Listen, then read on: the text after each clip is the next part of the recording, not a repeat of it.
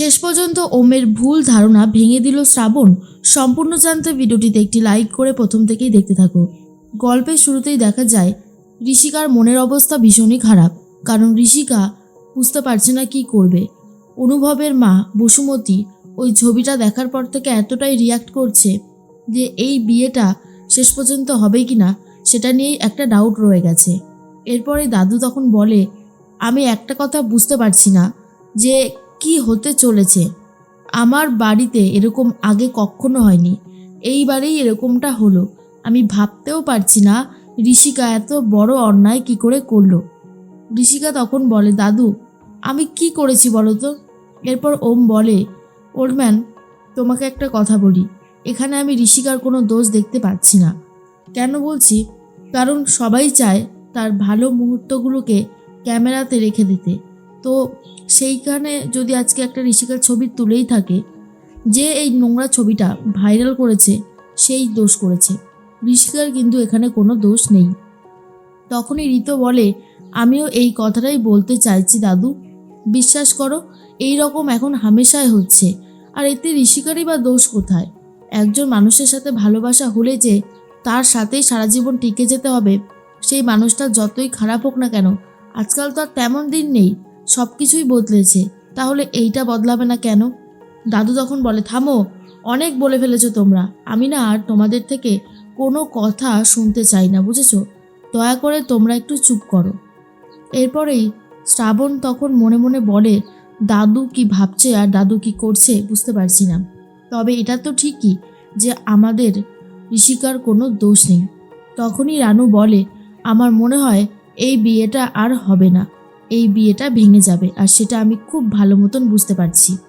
তখনই কাকাই বলে, না হলে আর কি করা যাবে, আমাদের মেয়ে যে এত বড় একটা অন্যায় করবে সেটা কি আর আমরা জানতাম? জানতাম না তো, তাহলে? তখনই ঋষিকা বলে, সমস্ত দোষ এখন আমার হয়ে গেল তাই তো? অন্যদিকে অনুভব বসুমতীকে বলে, মা তুমি কেন এরকম রিয়াক্ট করছো বলো তো? আমি এই সমস্ত ব্যাপারগুলো জানি, আমার সাথে ঋষুর কথা হয়ে গেছে, এই আবির বলে ছেলেটা ভালো না, আর আমারও তো গার্লফ্রেন্ড ছিল মা, তাহলে এরকম বলছো কেন তুমি? দাদা তুই কিছু বল না। মল্লার বলে, আমার যা বলার মাসিকে বলা হয়ে গেছে।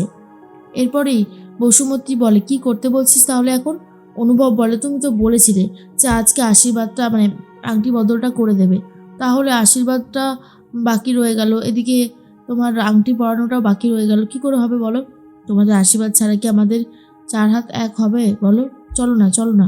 এরপর বসুমতীকে মল্লার চোখে ইশারা করতে থাকে আর বুঝিয়ে দেয়, যাও মাসি, এই সুযোগ কিন্তু আর বারবার আসবে না।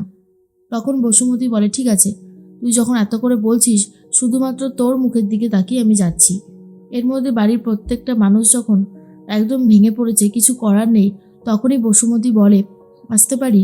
মেসোমশাই, আমি রাগের মাথায় অনেকগুলো খারাপ খারাপ কথা বলে ফেলেছি, আসলে মাথা ঠিক ছিল না তো। যত যাই বলি না কেন, আমরা কিন্তু এখনও সেকেলের মানুষ। সেকেলের মানুষ হয়ে এখনও যে এই জিনিসগুলো চট করে দেখে ঠিক করে নেব যেটা একদম ঠিক, তবে সেই জিনিসটা এখনও পারছি না। ভুল করেছি, পরে বুঝতে পেরেছি, আমাকে দয়া করে ক্ষমা করে দেবেন। তখনই চলে এসেছে ঋষিকা আর বলেন, দাঁড়ান আন্টি, আমার পাপ আর কত বাড়াবেন বলুন তো? আপনি কেন ক্ষমা চাইছেন?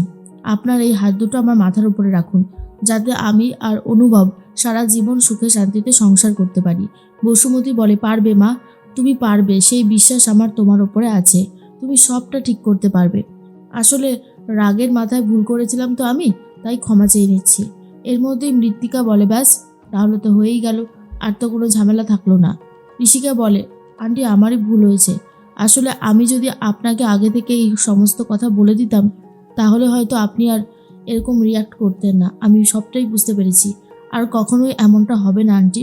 তখনই আন্টি বলে, তোমাকে ক্ষমা করতে পারি, তবে একটা শর্তে। তখন ঋষিকা বলে, শর্ত? কিসের শর্ত? আর তখন বসুমতী বলে, বলো আগে, তুমি আমাকে আন্টি বলে ডাকবে না, মা বলে ডাকবে, রাজি তো? আর তখন তো ঋষিকা এই কথাটা শুনে খুবই খুশি হয়ে যায়। এরপর দুজনের আংটি বদলা বদলি হবে বলে ঠিক হয়েছে। অনুভব ঋষিকাকে বলে, বললাম না আমার মা এইরকম রাগারাগি মাঝে মধ্যে করে, আবার মাকে ঠিক করা জাস্ট 2 মিনিটের কাজ। এরপর ঋষিকা আংটি পরিয়ে দেয় অনুভবকে, আর অনুভবও ঋষিকাকে আংটি পরিয়ে দেয়। খুব ভালোভাবে মজা করতে থাকে। আর অন্যদিকে ঠিক তখন বসুমতী বলতে থাকে, মল্লার তুই যেটা চেয়েছিলি সেটাই কিন্তু হলো, নাহলে এই মেয়েকে আমাদের বাড়ির বউ করে নিয়ে যাওয়ার কোনো ইচ্ছা আমার ছিল না। শ্রাবণ মনে মনে বলে, জানি না কেন মনের মধ্যে একটা ডাউট হচ্ছে, এই মহিলাকে খুব একটা সুবিধের বলে মনে হচ্ছে না।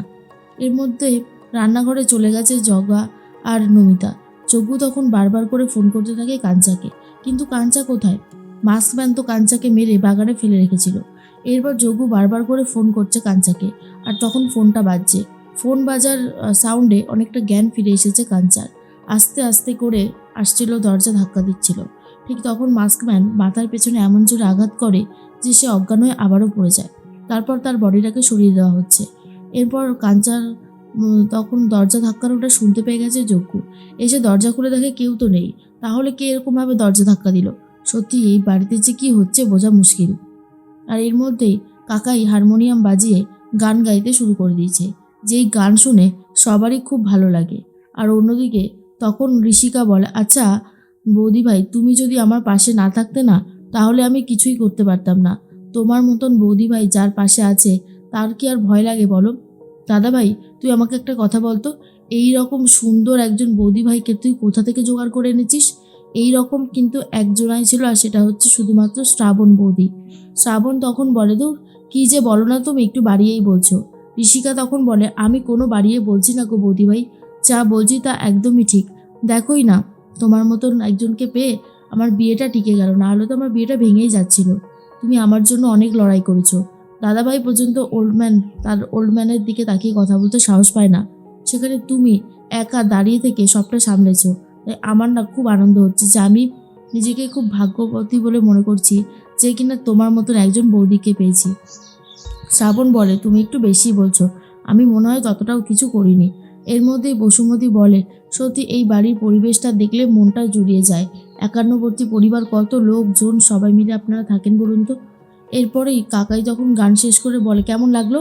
বসুমতী বলে, দারুণ, দারুণ লেগেছে, কোনো কথা হবে না, আপনি গানটা কিন্তু খুব ভালোই গান।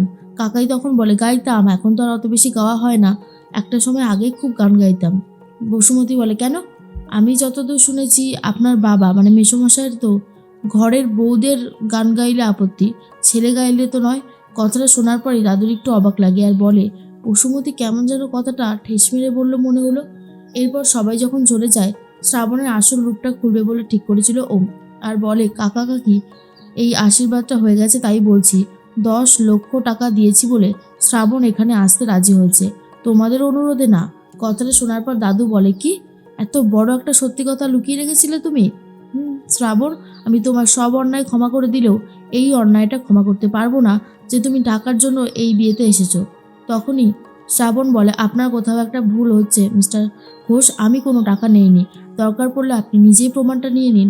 আর তখনই ভুল ভাঙছে ওমের।